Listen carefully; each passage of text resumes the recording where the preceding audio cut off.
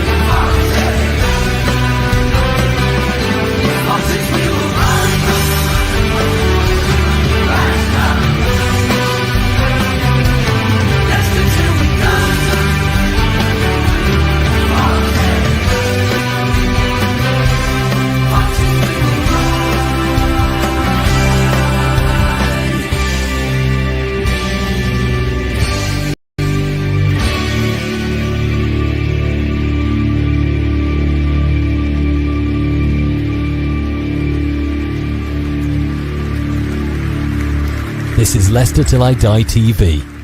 Watch and subscribe on YouTube and listen on your podcast platform.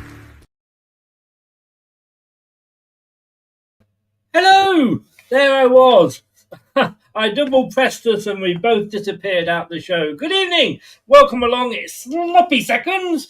And again, another new show we're trying out. Thank you for joining us. We're going to be looking back at the weekend's championship games and how that has affected Leicester City. And I have to say, it's not gone too bad for us, if I'm honest. But welcome along. If you've joined us in the chat, thank you very much. Do add your comments. They will appear just at the bottom right there, or left, is it? No, right, as you're looking at it. Like, share, subscribe, do all the normal stuff. And if you're listening via your favourite podcast platform, whatever that may be, thank you, very glad. Tom, good evening, sir. Good evening, Chris. Thank you for having me back after Saturday. It's nice to be back.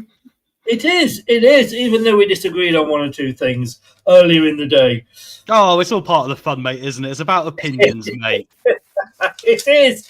Look, I always say, if you agree on everything, it's a boring show. I think if you agree on everything in life, you're kind of doing it wrong. You've got to have your own opinion, but you also got to respect others. That's the beauty of it. If we're all the same, mate, wouldn't it be blooming boring? It would. But if only some people would accept that everybody is entitled to an opinion. Well, this is true. This is something we've got to learn in life, isn't it? You know, freedom of speech is something we all want. However, you've also got to realise that the people that are shutting it down are also the ones wanting free speech at times as well. So we've got to have that little bit of self-discipline with it, I feel, mate. We have. And good evening to Craig. How the devil are you, sir? And I am sporting my Francis Rossi T-shirt here, which is why I was nowhere to be found on Friday night. No, you must be meeting celebrities again, mate, being a big star of the radio world. Well, what can I say? I sat down and Francis Rossi said to me, how long have you got? And I said, the same as you. So an answer he was looking for. But I remember, and I reminded him of this story. I love Francis Rossi to bits. The guy is totally, my sense of humour, totally just off the record. Doesn't mind what matter what bothered what he says. And I told him that I've got two favourite bits of Status Quo. And I don't know how well you know Status Quo, but at the beginning they released an album called Quo. Yep. And it had Slow Train and Break the Rules and Fine. And I love that. That's my favourite Quo album of all time. And he said, oh, you like the rocking stuff, do you? And I went, yeah, but I also like Burning Bridges. And he went, oh, God, there's no hope for you, is there? And I told him that story. And he said, do you know what? He said, I hate people that go that I don't like this because it's not your sort of music. You know, you shouldn't be releasing music like that. He says, they really get on my tits. Yeah, 100%. One of my favourite bands is System of a Down, and there was a radio station in LA that said they'd never play their music and then eventually, of course, Chris, they went to number one. They had to play it because they were so different. But you've got to appreciate all types of things. You do. An interesting thing is, because he's obviously on his own now, and it's very much a songbook evening. So the title of the show is An Evening of Francis Ross's Songs from the Status Quo Songbook and more. Nice catchy title. And he just sits there and he talks you through, talking absolute nonsense. That's what I love about him. And he played he played Break the Rules from the Quo album, and then he went on almost straight after that and did Burning Bridges. He looked at me and winked, and I went, unbelievable, mate. You've made a new friend for life there. I feel you'll be going out for beers together soon in Poole, won't you? I would, to be honest with you, because I'd just sit there and listen to him, and he wasn't even telling, because this was his second show in the area on this tour. So he'd started off at Wimborne, where we went, and he came back to Wimborne to start off the second part. And he was, so he'd done a lot of stories, and it wasn't even like, well, when I got drunk this night or threw out the television out the window, that he was just warbling on, a bit like I am now. Welcome along to Pick of the Pops, everybody. Let's have a look. There's a game going on tonight. It's half time at the moment. Millwall are leading. Carry on, because I'll get a point in, not in the prediction league, because anybody who watches the prediction show will know I do two leagues. And I haven't put this week's games up yet. I was going to do that before, but I got distracted. We have the Super Six, which is how the prediction league itself works. And then we have the other six, which are me and Josh, who present the show. At the moment, I started off with a really good result on the Friday night and got absolutely nothing since then. But if I can get a point tonight, 2-1 would be great to Millwall. I'd get 3. I'm clawing back on Josh as well, Yeah, exactly. It's all a bit like it, isn't it, Chris? We're all looking at each other this week. We all had a bad weekend, though, didn't it? But that'll be on Wednesday's show, is it you're going to be going through? That was it Thursday this week. I've no idea, because we've got a Tuesday game next week, so it throws everything into the mire. I'm just going to get the predictions up from last week, because you'll probably lie to me and say that you got everyone right. Mate, I've not been doing very well, but I got a couple of corkers this week. I felt I was one of only two. No, I was the only person to get 2 things right, actually, which no one else predicted. So I was quite happy with that. Let me just find you. What are you called on X? Oh, at Tafka Tom. Oh, no, there we go. There we go. I've got you. Yes, yep. Can I just say, Brad has been bragging? Yes, a little bit. I know. Do you know how much he got this week? I was watching the show earlier, and he left it late to admit it, but he got a big fat 0. There's a little bit of karma there, Brad. Don't get ahead of yourself, mate. Exactly. Right. We are looking back at the weekend's championship games and how it affects Leicester. Obviously not going into them as a deep dive as much as we do on the show earlier, which was the Leicester review. But look, we're going to start this off, and there are all the games that took part, not including tonight's, obviously, because that is ongoing. But I'm going to say here, starts on Friday night, 2-1 to Middlesbrough. I went 2-1. 3 points straight in the bag there, and then I got absolutely nothing right the rest of the game. Mate, I was screaming from 35 minutes, end it now, because it was 1-0 Middlesbrough. And what was my prediction? 1-0 Middlesbrough. So, yeah, I was just sat there just wanting it to die, but unfortunately, there's more goals to come, yeah. I mean, Middlesbrough, God, I mean, they are flying, absolutely flying. And we'll look at the league, obviously, later. But they've not lost this season. There's only actually them and Coventry that haven't lost. Yeah.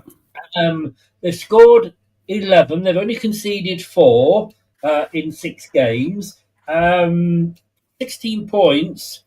And obviously West Brom were up there. They are perennially one of the challengers, aren't they? They are, yeah. It's funny with Middlesbrough because I don't even think they're the complete package yet of what they can be, because they've made some late signings in the transfer window, like Strelic has come in, the Slovakian striker who scored against Germany over the summer, so they had a little bit of hype about him, and he scored in this game, obviously, as well. But I don't think they're the finished article yet, and they just happened to have got off to a very decent start here, and they've got past a very tricky West Brom team there, and that's a bit of a worry for all of us, but we'll see how they keep progressing. If they run from here, Chris, they might put themselves right in contention here. Indeed. I mean, Rob Edwards, manager at Middlesbrough, and Ryan Mason, manager at West Bromwich Albion. Ryan Mason used to be the assistant manager at Tottenham. He did, yes, that's true. And he went on to be a standing manager when one of the many Tottenham managers got sacked. And It was in the final. It was in the Carabao Cup final. He got the job, wasn't it? Oh, it was, yes. And I remember, and I can't remember, you were, I think, on the channel at the time, but one of the presenters, and it wasn't me, when we'd just sacked our manager as well, and somebody was saying we should get Ryan Mason in, and I absolutely threw a right one. I tell you, no way. But look, he's at West Brom. I think West Brom are probably going to do what they usually do and blow it.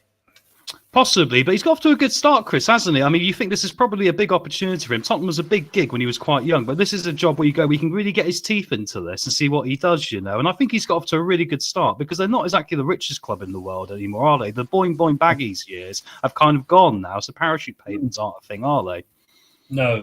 I mean, we call them boing boing baggies, but they almost sort of had enough years in the Premier League at one point to be called regulars.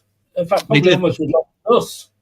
They did, yeah. They've gone through that phase, like say a Wigan or Stoke, almost at a certain point where you can get in there for a while, and that's been the biggest challenge for these teams is staying in there, isn't it? So, and that'll be any chat. That's going to get harder now, isn't it, mate? When we go up to the Premier League, whoever it's going to be. So that's the sad thing about the modern game of football. But credit to them so far. I still think, despite this defeat, mate, they're in a good position right now. If they keep doing what they're doing, I think they'll probably end up pushing the playoffs. They will be there or thereabouts. They always have. Obviously, hopefully, they won't progress on Friday night. But look, Middlesbrough, Rob Edwards, credit where credit is due. And look, you know, you can only judge whether it's a manager or a player on where they are at the moment. And fair play to Ryan Mason, you know, for getting that job. But Rob Edwards had a bit of a turbulent history. Started off at interim at Wolves in 2016. He had a season at AFC Telford. Was actually England under-16 manager for a while. And then he went off to Forest Green and quite controversially left, I think it was him that left Forest Green after he just got them promoted and went to Watford. We all know how that, I don't need to explain how that went ended. The same way as any other Watford manager, didn't it? Yes. He then spent 3 years at Luton getting them promoted. To the Premier League. Yes, and then getting them relegated again. Yes, which wasn't very good, was it? That was a terrible year last year. And also getting them relegated again because they then went down to the third tier. So on the strength of that was a bit of a gamble by Middlesbrough. It was, yeah. He's obviously got something about him, though, hasn't he? I just, you know, it's interesting that Luton situation because you can look at games we've got coming up later on with teams like Southampton and how their results are going, and it starts to make you ask some serious questions about the quality of Premier League clubs coming down if you can't break that mentality that you've been losing games for a year. It was my biggest concern with Leicester coming down. You've got to get back to winning ways, right? So credit to him. He's been a bit up and down, but I think he's learned a lot, and he's looking very solid as a manager to me now. He is indeed. Right, up next we have Birmingham 1, Swansea 0. I'm a bit annoyed because I had this down as a Desmond. Birmingham came up, fanfares, you know, they got the American owners in and they got this guy from whatever he's called that was in the NFWL or whatever. Tom Brady. That's it, Tom Brady. And then we made them look very ordinary last week. But it's funny, isn't it? They look solid, don't they, Chris? But they're not really scoring. No, not at all. And I think we made them, like I say, we made them look so ordinary. I mean, you know, Birmingham, they're sat in 8th. And out of the 3 teams that have come up, they are doing the best. But, you know, they lost 2 in a row. They lost 2-0 to us and 1-0 to Stoke. They've scored 5 in 6, but they've conceded 5 in 6. Yeah, it's interesting, isn't it? But I still think they're in a good spot now because the difference is between them and a lot of other clubs. They're in a similar shape to Wrexham. They've got a little bit of extra added income coming in the door, which they can turn into, spending on players. And I said this at the start of the season. I've predicted them to go up automatically, irrelevant of where they are in the early days, because I think in January they'll go out there and spend 10 million quid and be able to do it. And I think a lot of championship clubs won't be able to do that. So I don't think nothing's hurting for them. I will say it's one of those things as well, though, of like, your manager to a certain degree can only take you so far at times. And I think Chris has got to kind of maybe evolve the system a little bit because people like Kyogo haven't really settled in yet well and really started contributing. Damari Gray, once again, good at running and getting into the box, mate, but his finishing's terrible still. So they've got to look at things like that if they really want to excel and get to the next level with this team. They left it late. Let's put it that way, to get the goal. 93rd minute, Lyndon Dykes got up with a header to make it 1-0. Bastard. Yeah. But, at the end of the day, it reminds me a lot. Remember when Ipswich did that a couple of seasons ago when they came up with us? A number of times I'd look at their score and think, yeah, they're losing. And then they get a draw. Or they were drawing and then they suddenly get a win. Brian Clough was it, I think, that said, you play until the final whistle. And we used to do that under Martin O'Neill. Ipswich did it successfully last time they were in this league. Maybe that's how Birmingham are going. I mean, it doesn't matter when you score, it's if you score. Well, that's it, exactly. You go back to that Ipswich team, what they were very good at was recycling chances. I mean, they've created more chances than any other team that season. They didn't have to have the quality of everyone else because they were creating so many chances, right? Maybe that's something Birmingham are trying to do right now, Chris, in a similar sort of way. I will say that Swansea were very unlucky in this game. When you go back and watch it, Swansea were more than their equal. And you think they're in ninth place right now, got off to a really solid start, had a great cup win against Nottingham Forest as well. I think Alan Sheehan's doing a superb job there under the radar. 10th. Oh, sorry, they have dropped down one. Okay, yeah. But in that mid-table, I mean, a lot of people were thinking they might be down near the bottom, right? And also, more importantly, they had a goal disallowed for offside, which was kind of controversial. It looked very much on the line to me with Clara. If that had gone in, 1-0 down, would Birmingham have come back from this one? I'm not so sure. Maybe we need VAR. No, we don't. Well, the Birmingham goal. The Birmingham goal was a similar level to offside as the Swansea one, I felt. So, interesting. No, I know you have to go with the ref's eyes, and I'd sooner do that every day of the week. I mean, a couple of seasons ago, we were down here, and I'm going to try and get hold of him again. I may have mentioned this to you. I don't know if you remember a fly-on-the-wall docu-series called The Call Centre. Oh, yes, I did see a bit of that. Yeah, wasn't it set in Newcastle or something, or something like that? Or Wales? Swansea, it was Swansea. I remember it was I remembered an accent, and I was like, was it Geordie or was it Welsh? Yeah. And one of the guys on there, because he took everybody and everybody on, had a real ragtag of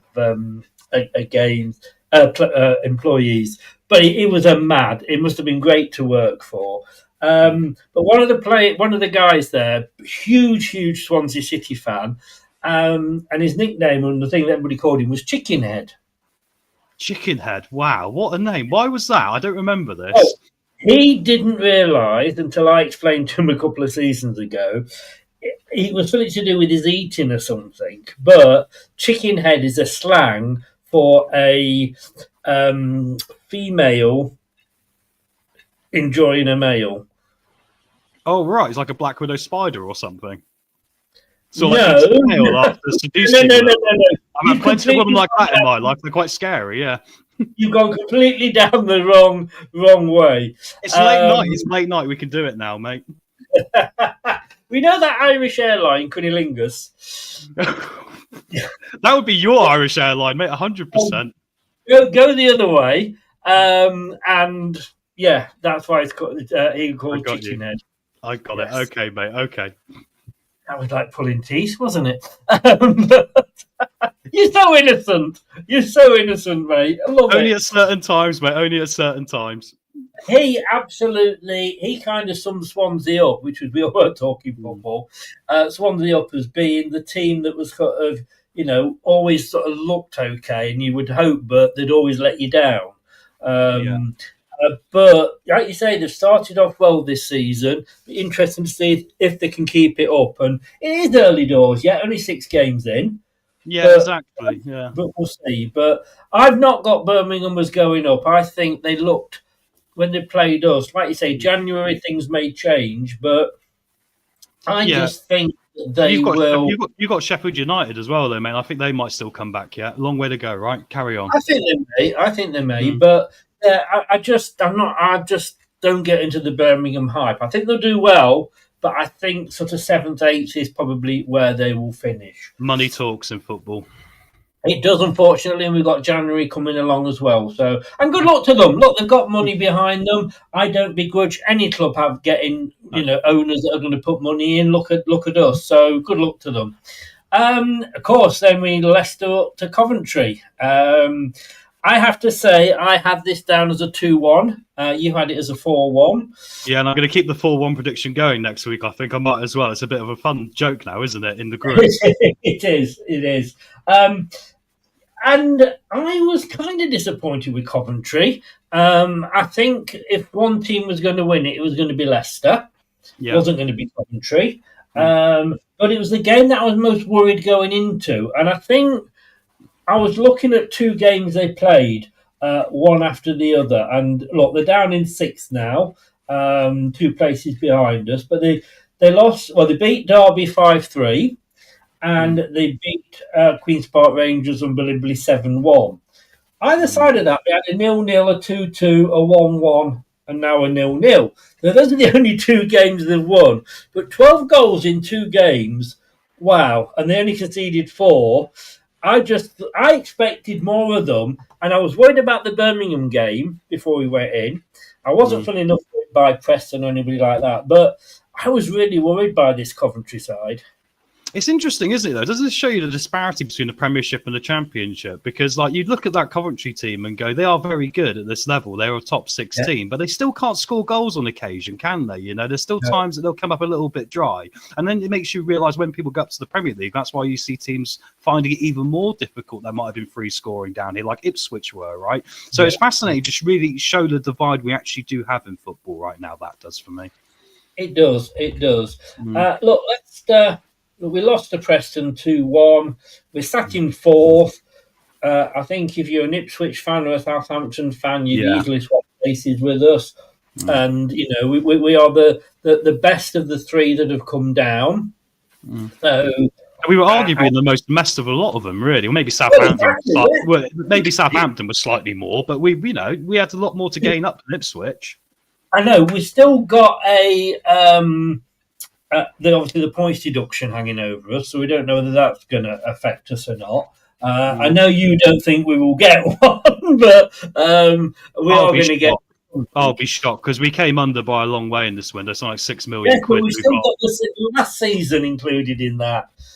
Oh, true, Tom. True. I hope you're right. Don't get me wrong. I just look at it this way, mate. I just can't see how the EFL would be quiet if we hadn't given them what they wanted, which was the financial plan. And I'm pretty sure because we've been selling and not spending that much money, the fact we went out and bought players suggests to me that, or suggests to me that we must be all right. Or I'm pretty sure we wouldn't spend any money at all. It'd be loans.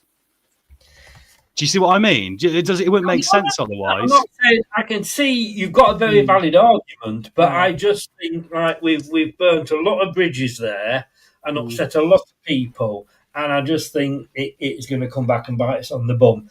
If we get to January and nothing's happened, I think then we will be fine. But December, like Steve said in the earlier show, that was when Forest and Everton got theirs. Yeah, it was in December. So I tell you what, mate, I'll bet you a beer. The next time I'm down to see you, if we get one, I'll buy you a beer. If we don't, you buy me a beer. Indeed. Although if you think we're only going to have one beer all night, you're most. Well, you want to do a whole night of it, mate. If you want to pay for a whole night, I'll take it. No, I'm not that confident. I would say. Oh, and Wayne is going to talk to you because Wayne's talking about coming down as well. Yeah, we'll sort it out, mate. We'll sort it out. It's good times. Sorted, yeah. So, look, at the moment, the way things are, the more points we can get put on the table, the better. Let's be honest with you, in case that happens. I mean, we still wouldn't be bottom at this point if we got 9 points, but who knows the secret of the black magic box. This is true. We're in the Middlesbrough situation. We've still got a lot more to grow yet, and we're doing okay. Yes, yeah, no, we are. And we've got to remember this is only Cifuentes' 8th game. That first game, as I said earlier, against Fiorentina, probably he was sort of more of a sideline sort of manager. So where we are is like unbelievable, and it's still 80% of Rude's team as well. If Rude was here, we'd be doing a Luton, I guarantee you. I think so. I 100% think so. Looking at how the division has been so far. Somebody said to me, like, you can't compare this season with last season because last season we were playing Premier League games. Well, yes, we can because that's all we've got to compare it to. And if Rude was in charge, would you think we'd be where we are now? No. Oh, Mendy's gone off. Is that our Mendy playing? Yes, for it was. Yeah, that's right. Yeah, Napoli's. Yeah, he's just gone off. I love that man. QPR pulled a bit of a surprise out of the window out of the weekend. QPR, who again are actually, I know it's early days, but they're sat in 9th. 1-3 drawn 1, lost 2, beating Stoke City, who were sat at the top of the table, and who I went as I went for a 1-1. So I was half right. I should get half a point. Yeah, exactly. Well, it's funny, isn't it? QPR have completely turned it around since that 7-1 defeat to Coventry, haven't they? Yeah. They've won 3 on the spin now, and they've actually started to look very comfortable. So I credit them for that because I had them down as a team this year that could really struggle because I felt that with the teams coming up like Charlton had a bit of something about them in their tactics that were going to make things difficult. In a similar way to, in the Premier League, eventually a club like West Ham might get relegated this year, just a general decline for a couple of seasons, right? But fair play to them because they made a pretty brave appointment in the manager as well. And he seems to be getting through to the players, And yeah, a great result for them there. And Stoke and the manager came out and said, quite pragmatically, they didn't deserve to win it, which makes me think Stoke are in good hands because they seem to be under Mark Robbins, going back to the Stoke that we kind of knew before, a little bit more, I say battle hardened almost. And it's really working for them, isn't it? Yes, yeah. Julien Stephan is the manager at QPR. As you said, Mark Robbins, the manager at Stoke. And interestingly, when I spoke to the Coventry fan, we did a preview on the Thursday, and it's still up, obviously, on the YouTube page, Leicester Till I Die. Do go subscribe. The interesting thing is that they said, Mark Robbins probably had to go. And that really surprised me because he was there through all the bad stuff. He was the Eddie Howe of the day because Eddie Howe, obviously, what he did at Bournemouth, we all know it's an amazing story. What Mark Robbins did, they weren't even playing at their own ground at times, new owners had come in and they were within, a minute or 30 seconds away from being in an FA Cup final. They could have got promoted in the playoffs. I think it's a shame, and I wouldn't have been against Mark Robbins coming to us as manager. No, me neither. I think he did a very good job. I think it's one of those from the outside. It's similar to when we sacked Claudio. Everyone else kind of goes, why have you done that? Do you know what I mean? It doesn't particularly make much sense, especially after the FA Cup game where you go, they were utterly robbed. Like we were robbed in the FA Cup against Man United from an offside goal from Maguire, weren't we? Yes, For some reason, the referee seems to let Man United get away with everything that year in the FA Cup. I don't know why. I'm not saying anything in particular. It just seemed to look that way, from my opinion. Yeah. So it just looked really bad timing, didn't it? But, I mean, fair play. Coventry know their team better than we do. And if that's what they're saying, like when I said we probably did have to get rid of Claudio, you got to follow that, right? But the appointment's been very good. I mean, I was quite dubious on Lampard, as you know, because I kind of think he's a bit like Gerrard. He can start well and then it can all fall apart. And this season, I did wonder if it was going to fall apart a bit. But fair play to him. He's got them motivated. They actually look a better team now than what they did then for me. No, you're right. At the end, we're going to give a performance of the week award to one of the teams, and I think you're going to suggest 3, and I think I would be very, very surprised if this wasn't in there. We will see. We will see. I've got 3, and I've got 2 nominations. I've got 2 other ones that aren't nominated, but I'm going to give shouts out to Chris. All right. Well, I have the final decision. Remember that. Absolutely, you do. I can't wait to hear what you say, because sometimes you don't agree with me, guys. You might just poleaxe me and go, "No, you're wrong. It's actually Sheffield United losing to Charlton." Yes, yeah, indeed. But Portsmouth 0, Sheffield Wednesday 2. Look, Josh will be loving this because I think we all love a bit of Sheffield Wednesday in as much as, look, they're going through the shit. Yeah. And whatever I think about Derby and whatever I think about Coventry, I do not want to see either of those teams go bust. No, exactly. You know, No, they're a massive football club, aren't they? It's not fair for their supporters. yeah, well, any football club, to be honest with you. Like I said, I worked in Bury for a couple of years, and they went. I know what it means to the to the locals, and Sheffield Wednesday as well. Obviously, they are such a iconic club. I know, we had the Hillsborough disaster there, but they've always hosted semi-finals before they were taken to Wembley, which I think is a wrong decision.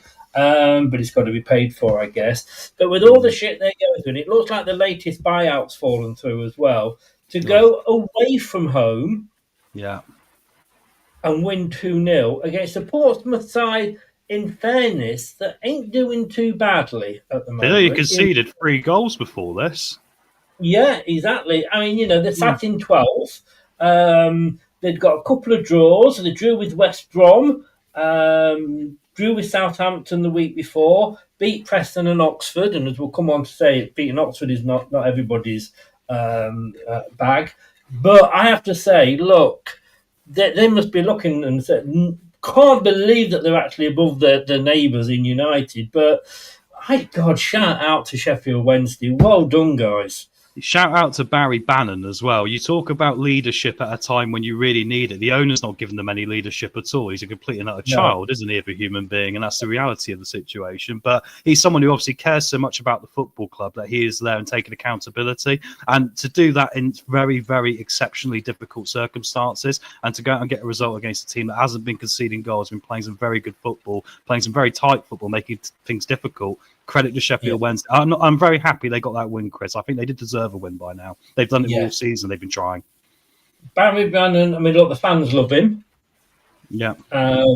Absolutely. And he was the man of the match. He got an 8.8, and he scored a goal as well. Exactly. What else can you ask for? He's leading. He's being vocal. He's being part of the management group there, I'm sure, with Pedersen, who's also coming in and done a very good job for a guy who's very inexperienced as a coach, And I mean, it's kind of like, mate, if you ended up going back to work and you find your managers are all gone and you've got to try and make a go of it as a team, and you've got to hope you've got enough individual quality there to get yourselves around it. And somehow they're doing it. And I mean, if it means they'll stay up, I don't know. I kind of hope they do. But you look at everyone else around them, you go, they've got to sort something out, because I'm still not sure it's going to be enough. Yeah, they're in a bad way, and I've said this before. When Milan Mandrić looks at you and he walks away, you are in the law. Because he looked at us when we were in that position and said, yes, I'll take you over.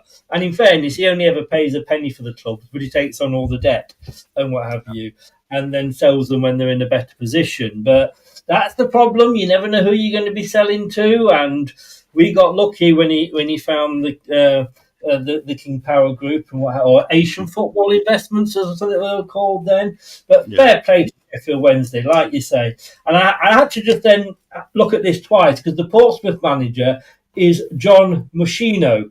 And as I looked at that very quickly, I thought it was Jose Mourinho. I'm like, what? No. What he does is on the weekends, he goes out and does what like that guy does, David Brent does. He gets an extra side gig going out pretending he's Jose Mourinho. But no, he actually used to play for Stevenage, didn't he? I have to say, I think is that manager the one that was assistant manager to Danny Roll? No, I don't think so. No, I think Pedersen was just a player, mate, and maybe a coach. He was a left back for them. I thought that he was, because the assistant manager. Was he at Birmingham as a left back? He was a left back, Pedersen. I'm sure he was. He was playing very recently. Well, I didn't know he was a player, but they offered him the job when they put Roll on gardening leave. Yeah, and Roll went back. Do you remember? Because he didn't, we didn't offer him the job. He went back, and I thought it was for a while. They actually had 2 managers. It strikes me as a bit of an Andy King situation. Maybe they were training him up as a coach with the badges, and when obviously the money dried up, everyone left, and he was the only one left at the wheel, right? Yeah. Which could have happened to Leicester with the finances. I did say maybe we'll end up with Andy King if our finances are that bad. Yes, he was. I was right. It's not often I'm not. No. Dane Petson, 47, had served as assistant under the German at Hillsborough since arriving at the club. I'm getting my Pedersons confused. I apologise, everyone. There's so many of them. No, he may well have been a player at some point. It doesn't say in this story. It doesn't tell me that, but he may well be. But no, fair play to him. He stuck by the club when Roll. I wonder what's happened to Danny Roll. Absolutely nothing. He'll probably be managing in Germany very soon. Yeah. Well, will he? I mean, nobody seems to be coming in for him. Right, a game that wasn't a game. What's a weird one? It reminded me very much of the. Do you remember? I don't think you might be too young. When Steve Lynix went swimming at Southampton. I'm slightly too young, Chris. I'm sorry, only a few years out, but slightly too young. Have you? Well, if you haven't seen it on YouTube, I'll watch it. Go and have a look, because it was like playing water polo. And at one point, Steve Lynix went down, and while he was still down, started doing the breaststroke. Oh, amazing! Like the Klinsmann back in the day. Klinsmann used to do it, didn't he, with a sliding through the water? Yeah. But this was a total swim. Do go and check that on YouTube. It is there, and he remembers the story well. And I've spoken to him a few times about it. But yeah, look, it had to be. It was ridiculous. I mean, I just saw the referee. He tried to kick the ball and it went nowhere, and then he tried to drop it and it didn't. It just stuck. Yeah, I mean, it had to be pulled off, didn't it? Yeah, it did at that point. Yeah, I went back and watched the extended of this. So I kind of wanted to work out when did it get bad enough for the game to be called off, because obviously there was a red card on the 49th minute for Ipswich when someone was played through and he brought him down. Then there was a penalty on the 59th for Blackburn to make the game 1-0, gets abandoned at 80-odd minutes. And of course, the question now is, how do you fix this? Do you do a full replay? Do you just call the game because it was 90% done? Or do you replay the whole match because maybe the game was affected by weather the whole way? I would say, looking at it, I think it was okay until about the 60th minute, and then it really declined. So that's going to be the decision, right? I believe, and no surprise here, I'm going to disagree with you. Fine, that's what you're here for. Yeah, indeed. I would actually think they will play the whole game. If there's ever a match that is abandoned, they play the whole game. Now, you could argue, do Ipswich start, or do Ipswich play with 11 men up until the point of the sending off and then take one of the players off? Because obviously, when we go back, that is the big question. Now, interestingly, and again, you may be too young to remember, when Martin Allen was manager. No, I remember this. I was going to use the same comparison. You beat me to it, yeah. And we were 1-0 down, and Clark Carlisle, who was on loan, suffered a heart attack at half-time. In the dressing room. In the dressing room, yeah. And the match was called off. And, of course, it went on to be, by then, when we came to play them again, we had a new manager. We had Gary Megson, who actually I think would have done well for us, but Milan Mandrich didn't get him signed up on a contract, and he walked out and went to Bolton and got relegated, I believe. The Bolton head scout at that time was a Leicester fan, oddly, mate, because I met him once. He was a massive Leicester fan, and he pinched him from us. I don't know if he was trying to help us or hinder us. I'm not sure. Well, I think Megson would have been good. He certainly knew how to keep clean sheets.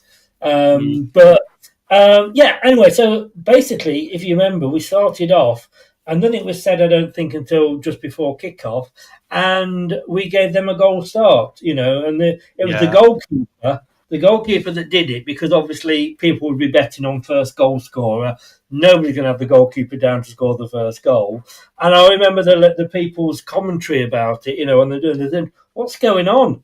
And even our goalkeeper, whoever it was, high-fived them, their goalkeeper, as he went through to score. It's amazing. I think that's what will happen, actually, Chris. I think they'll replay the whole game, but I think McKenna will give them a one-goal head start out of courtesy. We saw it recently with Bielsa and Leeds and Aston Villa, actually, didn't we? Oh, my that goal was controversial. And Bielsa went mad at his players for scoring the goal. He literally told them to give him a goal. So I think McKenna's got enough integrity. But I'll say this, I think Ipswich win the replay. It's sod's Quite law. possible. It's sod's Quite law when you're possible, winning yeah. 1-0, right? Yeah. But I agree. But the thing with the Bielsa thing was that there was still one Leeds player that didn't want to give it away, that he wanted to No. tackle. Well, they were both battling for automatic promotion at the time, weren't they? So, Yeah, it was quite a competitive game. It It was really a took massive off game. the bench, didn't it?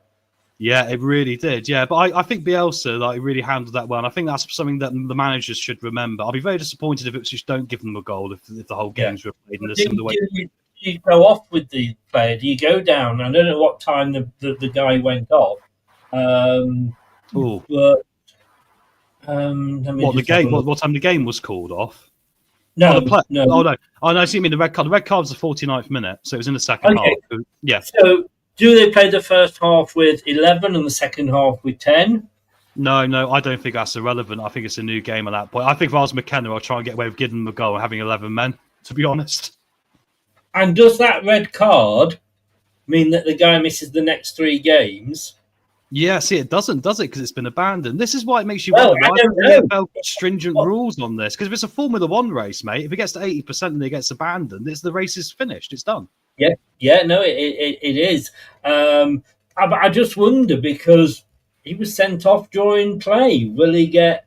Yeah, I don't know if exactly. that in the chat have seen it on the Tinternet at all. Maybe, but yes, interesting. So everything. Thank God I didn't pick that one as one of my Super 6. Moving on, Hull, Southampton.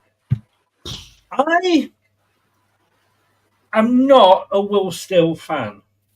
No, he's not doing well. He's not adjusting to the championship. He's very possession heavy, but they can't seem to score, Chris. It's a big worry for me, this, for Southampton, actually.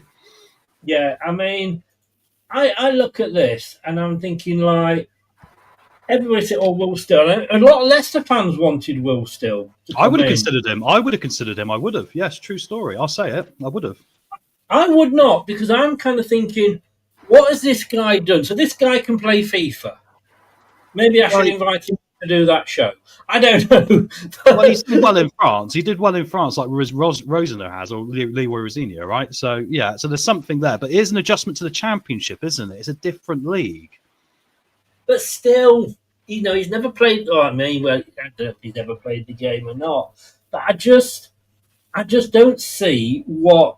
I don't buy into this sort of is the future and all this. Yes, he did well in France. Look, so did Potter. He did well abroad. Yeah. It's not gone so well apart from Brighton, did it? Chelsea bombed out, and West Ham, I think, will be getting rid of him very, very soon. There's a certain Nuno sat in the wings. But yeah, well, fair play to Hull, 3-1. It was quite an interesting game, shall we say. I mean, they scored after 22 minutes, then after 59, and then after 70. And in the 94th minute, okay, they got a consolation, but it wasn't much of a consolation. Southampton, and I said I think they're going to struggle this season. I can't remember whether I actually thought they might end up in the playoffs. I'm not sure. But, they are sat down there in 19th. Now, it's not so bad as it was last season, because obviously there's 5 teams below them. Yeah. But they've only got 6 points. They've only won 1 game and got 3 draws. That's not really even survival form, is it? No, and the funny thing is, Chris, about this league this year, we've seen a lot of results this weekend in particular. You can go back to QPR, so far, and maybe Sheffield Wednesday, and we got Preston and Charlton upcoming in Oxford. Those teams find a way. They're not got as much quality, but they will create chances to score goals. If you don't create chances and score goals, you can end up in a lot of trouble very quickly in this division, because there's some very good managers doing some very crafty tactical things to get around having a lack of money, right? Southampton have got plenty of money, plenty of quality. I think Will still needs to look at really progressing from this possession-based football if he wants to keep his job beyond a couple more months, because the problem is the way they're on the trend right now, Chris, it actually does look a bit more worrying than people might realise, because they're not scoring enough. No. I mean, they've not won since the opening day, and that was against, to be honest with you, a very poor Wrexham side. That will come back and bite me on the bum, won't it? But they played bad, and they played badly in that game as well. Wrexham were unlucky. So I look. possession-based football is what the who was it who was manager of Southampton at the start of last season? That was Russell Martin, wasn't it? Russell Martin, yeah. I wonder how he's doing. But they sacked him because he was possession-based, and it worked in the Championship, but it didn't work in the Premier League.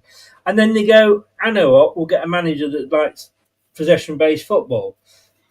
Game's moved on. I'm sorry, I think Southampton, will still, if he's still there in the January transfer window, I will be surprised. I'll be curious to know what their odds are on getting relegated, because it might, if they're still quite long, it might be worth having a look.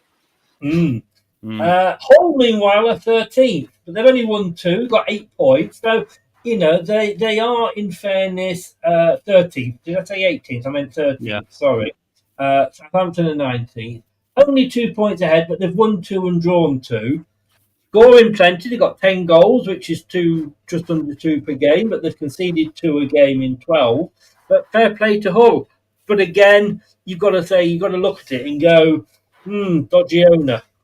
Yeah, well, that's it. I mean, I had them down to go down with Sheffield Wednesday based on the principle of ownership, because I was looking for a margin to try and find that in my prediction, right? But I think the signing of McBurney has actually changed their season, Chris. I think getting McBurney towards the end of the transfer window there, he's a Championship experienced striker who's gone up with Sheffield United. He'll get them 10 to 15 goals this season. He might be top goal scorer in the division. He's that good on his day, right? So that might save them, actually, and pull them out of this. And who knows how far they can go. But yeah, very, very well done to them, because they've been a bit of a surprise to me so far. Hull, they've done very well. Indeed. Derby, Preston. Having gone for a Hull Southampton draw, I do like my draws. They make me legs itch, but there we go. I went for a 1-0 Preston. Thank you. I went for a 1-0 Preston win here.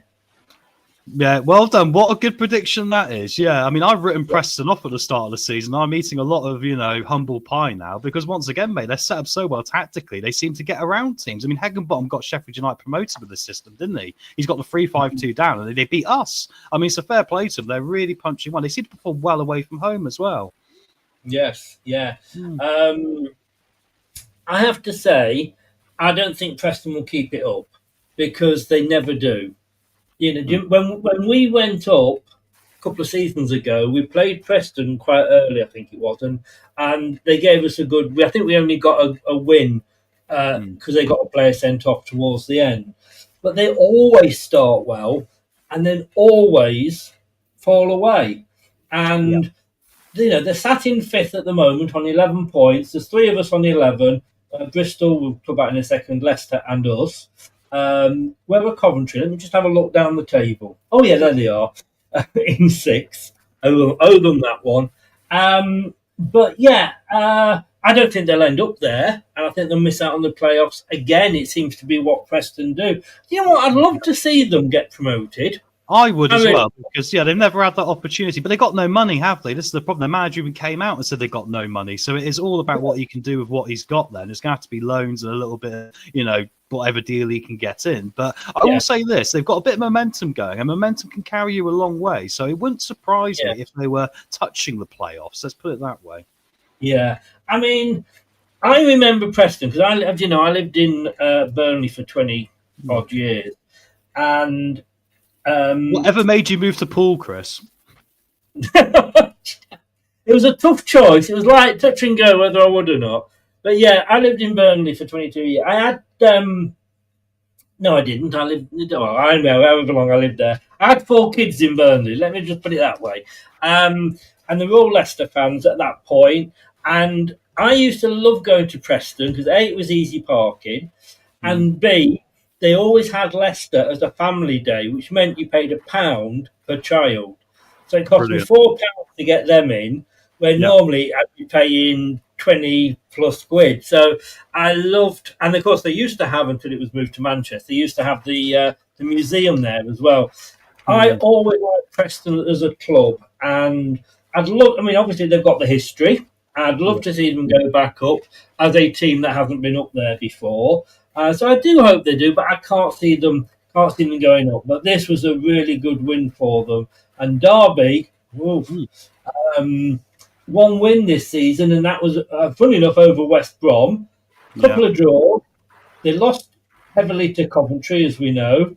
They lost to Stoke, and they lost to Preston. So I suppose in a way they've not had the easiest of starts. Their other games that they drew were Bristol and Ipswich. So they've had a very difficult start. They are sat third from bottom at the moment. Yeah, I think a lot of their success is going to depend if they can get Azure getting a tune out of him for £6 million. They signed him from Charlotte FC, obviously the hat you're wearing as well, Chris. Yeah, so he's not really, yeah. That's good to say that I support Derby at all. Okay. No, it's not at all. It just happens to be a very weird link I've managed to spot on your head and managed to utilise to make the show better, of course. That's what I didn't even know that link, to be honest with you. No, but it's true. They signed from Charlotte. Yeah, but £6 million is a lot of money, Chris, to spend on a striker in the Championship, isn't it? So, I mean, they've got to do something here because they are a bit dry like Southampton, and that's going to catch these teams out. Yes, yeah. Can I just say, Christian Fuchs and Jim. Thank you very much to Jim. We love a bit of Jim. If you know what I mean. Yeah, you do. You love bantering him about NFL. Yeah, we know. I love him bantering more about America, to be honest with you. But no, well done to Preston. Now, Sheffield United, and don't you be saying any names when I'm saying now. Then do not be saying any names. I'm not. I've learnt my lesson, mate. I'm going to be decorum going forward. If you can just stay on at the end, by the way, just remind me. I need to show you something at the end. Sheffield United 0, Charlton 1. We know from when we played Charlton, they're a difficult team to beat. Sheffield, it was all set up for the return of the Messiah.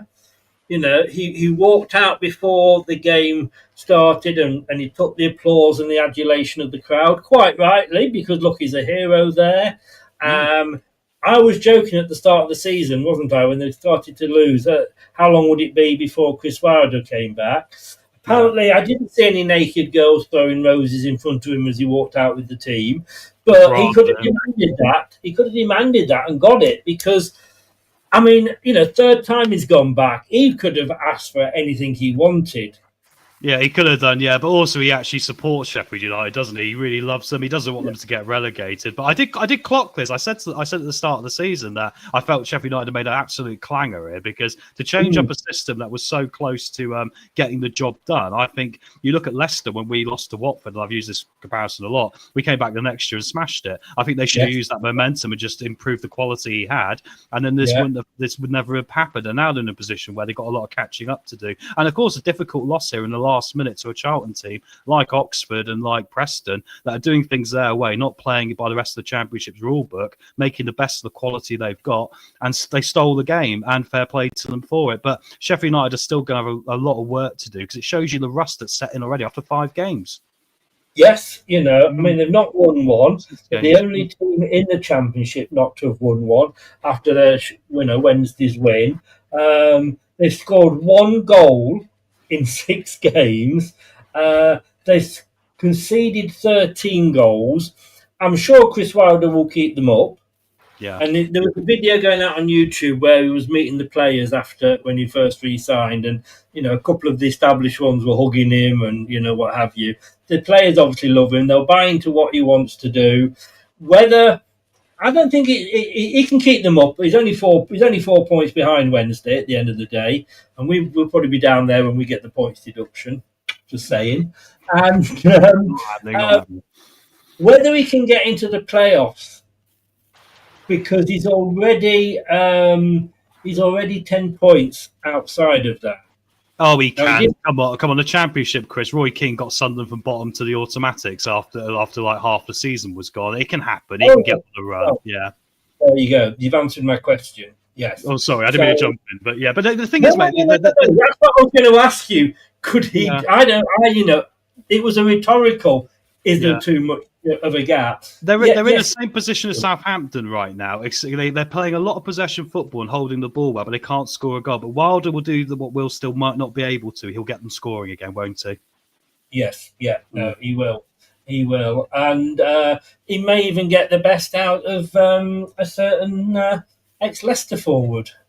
Well, hopefully for him, because obviously so far we're looking like we've gone to the bank and made a bit of a fortune off that, haven't we, for something in the circumstances? Yes. So I mean, it's nice because we're coming up to also Wrexham in a minute. We can talk about this as well, but it's very rare transfers out for Leicester in this way come in our favour.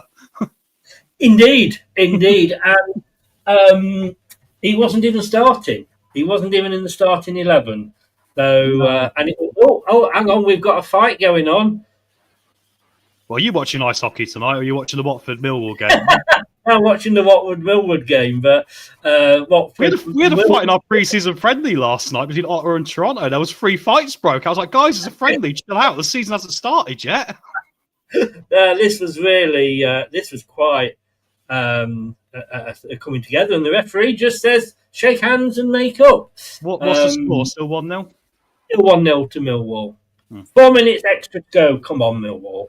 I'm not going to get me 2-1, but at least give me a point. Right. As you said, next Tuesday, we've got Wrexham. Yeah. And look, I've got to say, Wrexham, again, I don't mind them doing well. Yeah, they've got all the big owners and they've got the deals and what have you.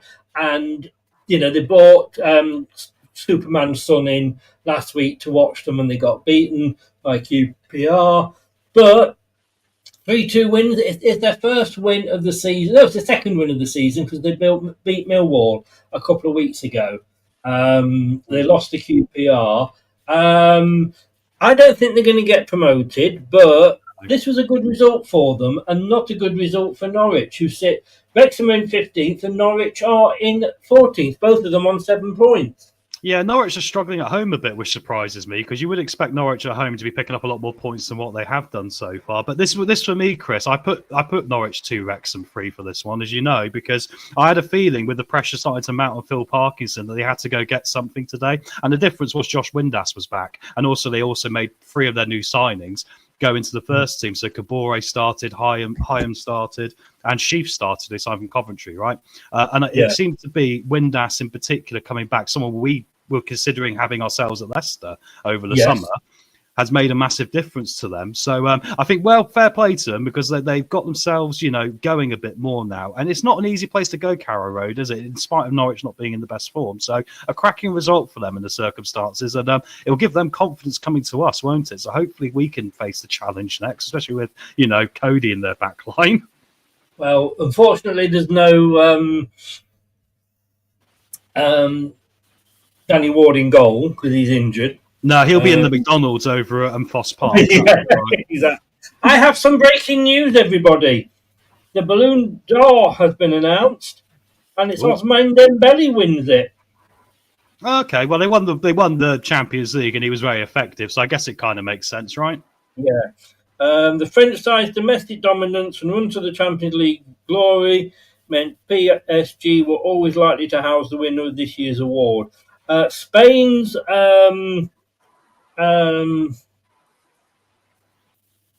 who's the guy from Spain? I was going to say, it makes more sense than Rodri winning it the other year because all he does is moan about stuff. Remember, we beat Man City at their place and all he did was say, Leicester didn't play football. It's like, we scored 5 past you, mate. What do you mean we didn't play football? What a staff winner that was? Lamine Yamal, that's the youngster, isn't it? Oh, yeah, the Barcelona youngster. Sorry, Yamal, yeah. Barcelona. He came second. He's been very good. So, well done, Dembele. Next year it'll be Jeremy Monga. Which means he's probably been sold by Leicester to Borussia Dortmund or something. I was going to say, next year it'll be the Cova Reed. Wayne's going to hate hearing that. Wayne's going to go, Tom thinks he's going to Madrid. It's rumoured, isn't it? Madrid are sniffing round him, my word. They are. He signed the contract, so they're going to have to pay for him now. Same with Louis Page as well. He's finally signed today. Great news. Yeah. 2 good players there. The Alves and the Braybrook of the modern day. Let's not ruin these 2. No. Bristol City 1, Oxford 3 was Sunday's game. Well done, Oxford. Look, we know how difficult they are to beat, but on the other hand, they can't beat 10 men. 6 to 1 and half dozen of the other, really. They always do say, though, sometimes it's harder to... And it's all over. It's all over. I get a point. Well done. Come on. Mentioning that, Chris. I was going to say, remember Oxford are 2-1 up in the 90th minute. What was my prediction for this game? Bristol City 1, Oxford 2. So thank you, Oxford, for costing me 2 points in the last minute when I'm actually quite keen on you. You're probably like a team that I have a lot of affection for because I used to live in Oxford. So thank you for ruining me. That would be really helpful. I've got family in Oxford. Whereabouts? Which I knew you were going to ask me that. Oh, and all the lights have gone out at the stadium. And they're back on again. I think I have a fight. No. They're just all. Somebody must have pulled the plug out. I can't think where they live now.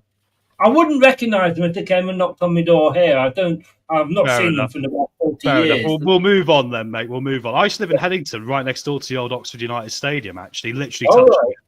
Yeah. Right. Josh, if you're watching, no points this week in our league, mate. 4 to me. Bring it on. I don't know if I've caught you up or not, but there we go. Look, Bristol City and did us a favour. I mean, Oxford, along with Charlton, who we talked about earlier, a lot of people, including myself, had them in the bottom. I had both of them in the bottom 3. Not bad. Oxford are 20th, and they've won 1, drawn 2. But they went and beat a Bristol City side who were sat one place above us and were on more points than us. And I've got to say, sorry, just a sidetrack. If you do get a chance to see the goal later that Millwall won it for Millwall, it was a free kick. It was beautiful. Okay. So Bristol are on 11 points. They're on +6 to our +3. I mean, Bristol has scored 13 goals this season.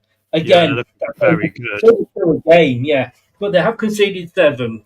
But well done to Oxford. Did us a favour, and obviously, it was a good result for them as well.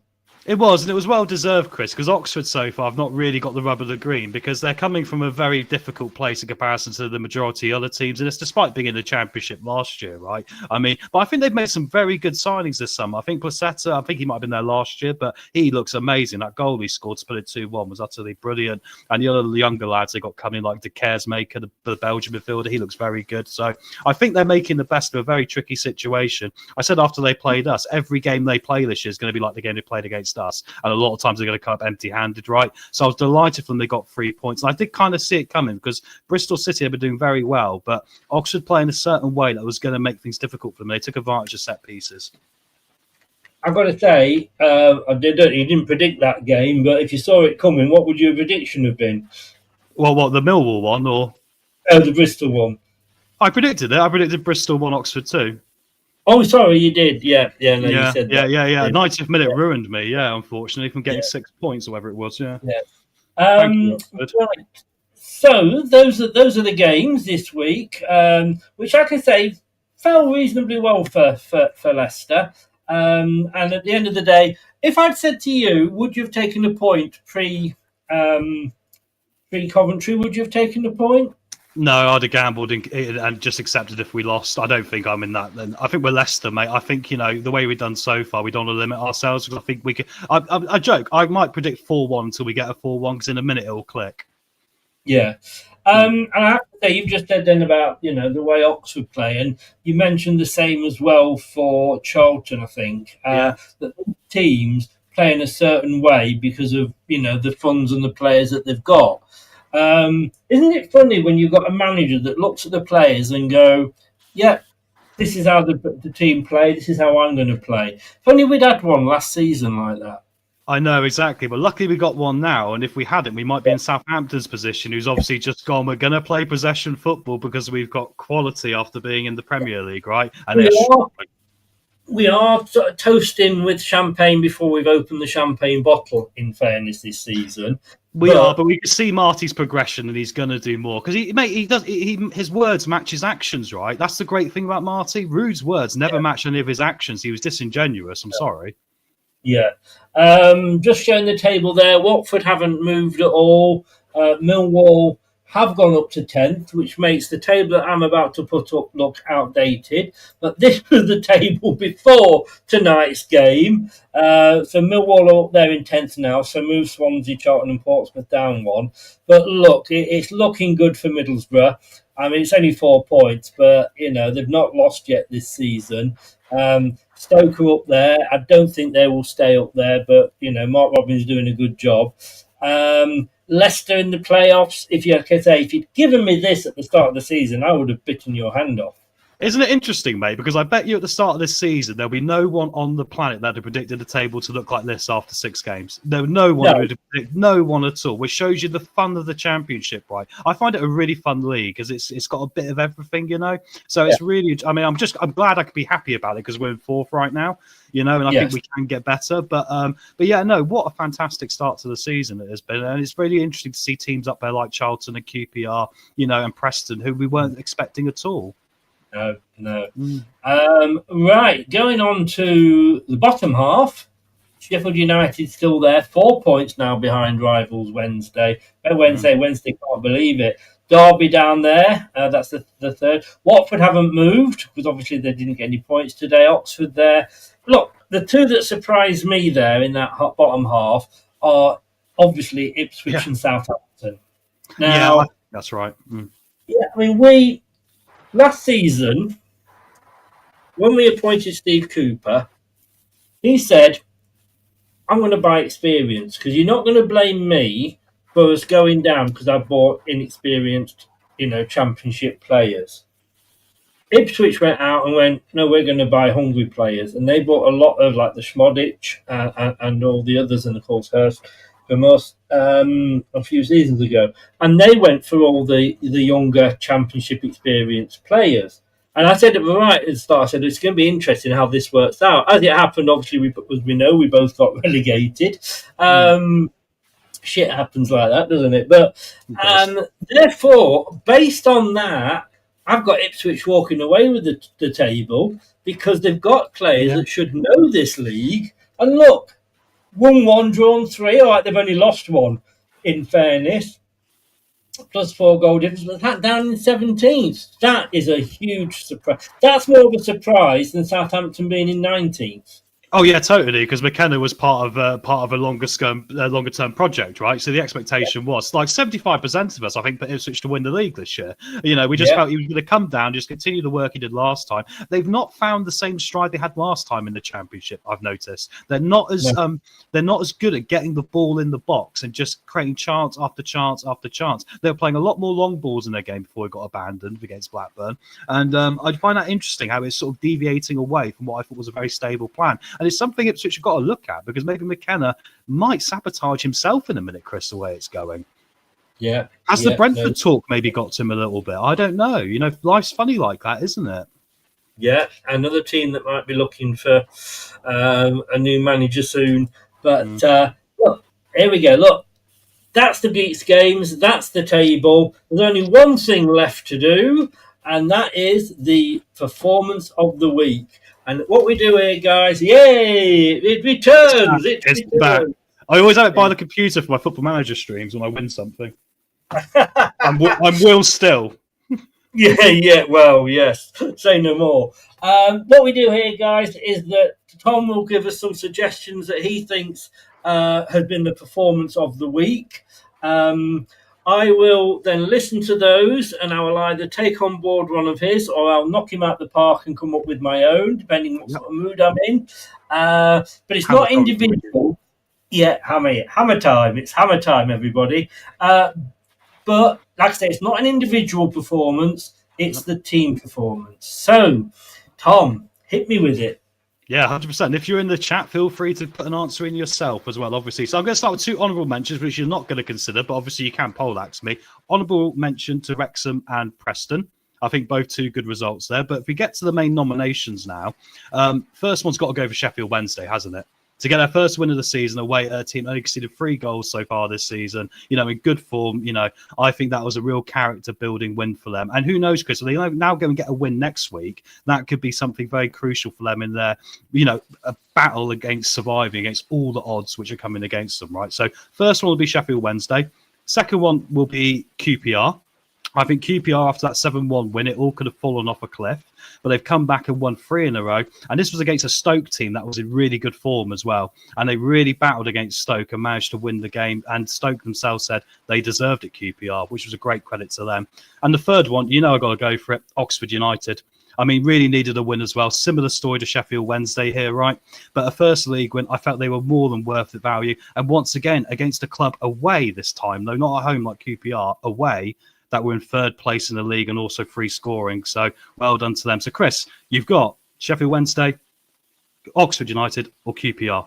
Guys, what do you think in the chat as well? Well, let me first of all go for your honorary mentions. Yeah. Wrexham beating Norwich. That shouldn't be anywhere near this list, even as an honorary mention. Okay. Because with the money that they've got, it's what they should be doing. Yeah. No, I like it. No, I like it. Please keep going, mate. I'm going for you, clawing me. I like it.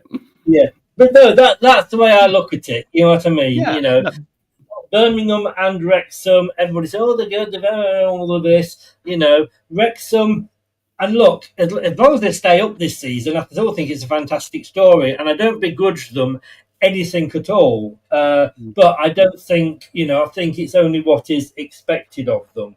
Okay. Preston, which was your other honorary mention, again, they're beating a very average Derby side. Yeah.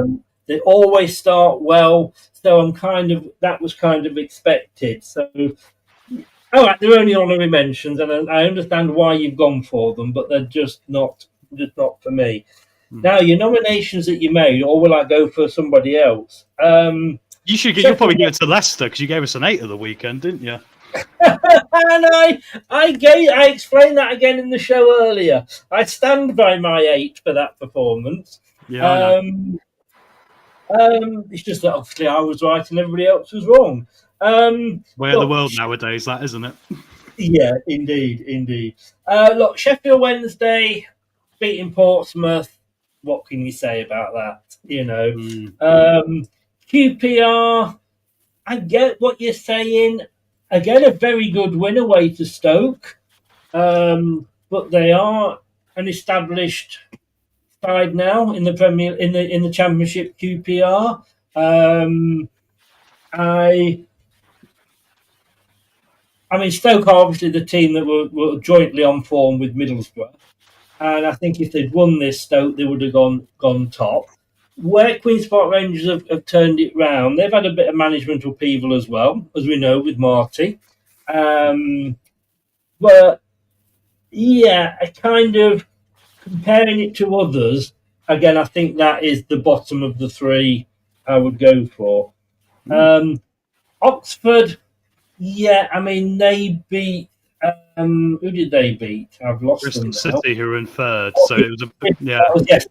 That's right. They beat Bristol City, which I'd love to give it to because they did us a favour. My mate sent me a message yesterday.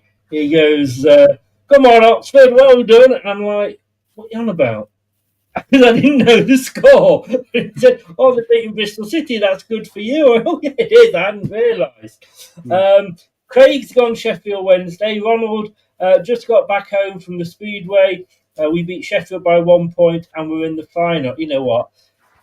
Well done, Leicester Speedway. I can remember, was it Ivan Major that used to play for Leicester Speedway? Or drive for Leicester Speedway? I can't say I've ever watched much Speedway, but it's nice to know Leicester are doing well in all sport, isn't it? Yeah, it is. I went down to, because obviously Paul Riders are a big Speedway team. I've heard of them. One of the best Speedway teams. They were a bit of the Man United for a while. They just won everything and kept winning.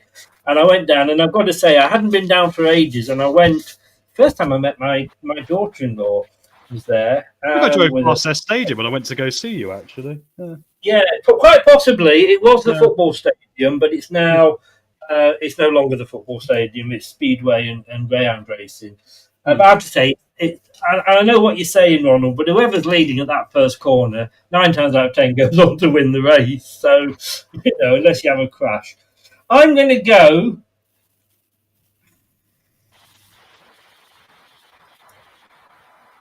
And I kind of had a sneaky feeling for Charlton, because you know what? Charlton, Sheffield United, Okay. that was a ground. That was a packed ground. And I know Sheffield United... But they're bottom of the league. They're bottom of the league. Bristol City are third. Come on. Yes, they are, but Sheffield United, that would have been a cauldron. Yeah. You know, you and Charlton, you know, they're not expected to do well. I mean, I've got them down as being relegated. They probably might not do that. I like Charlton as the side, but that would have been like, you know, a gladiator going out to face the lions or whatever it was. You know, I mean, they were there to be taken, and to go and piss on Sheffield United's party away from home, like I say, in that cauldron, they would have been in with a shout for it from me. But I can't see further than Sheffield Wednesday. Yeah, I think that's a fair point. I think Sheffield Wednesday is probably the right answer. I might have edged to Oxford, but I will confess, Chris, as you know, it's because I'm biased. Well, yes, and we're all biased in a little way. Yeah. Because I think that was a great result against Bristol City. They could have got hammered on another day. And we say thank you very much. Thank you very much, Bristol. Oxford, I mean. Sorry. Thank you very much, Bristol, for losing. But no. Yeah, just give us 3 points next time, lads, all right? Yeah. But no, yeah, I mean, Sheffield Wednesday, with all the shit that they are going on, they were only a point above, United. Who knows? They may get a points deduction this year. You know, they had a transfer embargo for a while, but that's now been lifted, I think. But yeah, to go to Portsmouth, who again, you know, all right, you know, they're not Bristol City, but they're mid-table. But they've only conceded 3, haven't they, as well? So it kind of puts them up towards the top. Yeah. But no, I don't think you can get... for me, Sheffield Wednesday, every day of the week for that. Congratulations to Sheffield Wednesday, everyone. Yes. So I didn't completely dismiss you. I thought you were going to. I thought you were going to go for... And actually, mate, your Charlton argument was very good, and I didn't consider that. You're right. That arena on his day back, fair point. I should have considered that, so I'll give you credit there. Thank you, sir. Thank you, indeed. We're back friends again, everyone. We are.